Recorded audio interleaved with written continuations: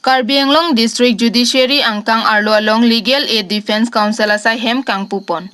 There ni phai inquiry player ni Dipu Karbi Anglong District Judiciary angkang arlo Legal Aid Defense Council asai hem akimi ing pupon tanglo.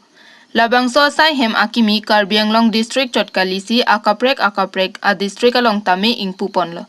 Lapen nang kapachini donateng polote long crazer kep asai hem akimi pini ing pupon pusi nang pachini pon. Lapen non urmi penlote akam hai huya bang chepon popula pen la sosai hem akimi kang pupona theke government pen kiduke lagatuma phanjong si pine pina kes dokok pulote advocate anam pi un edeji puki matha pen si labang sosai hemalong pen anam pinang ne pin pen kes nang chedandun unjia phan ake joy pen government advocate longpon popusi labang sosai hem akimi bangke ing pupon lo. Labang sosai hem ke pang pupon labangke aluhi sarpo aman pen kachupapon Guwahati High Court pen Judge Banghini Malasri Nandi Lapen Manas Ranjan Pathak Lapen Karbi Anglong DC ACS Madhumita Bhagawati Lapen akaprek arpu ke dotum chetong dunsi kangpu ponajai mek deng ponlo.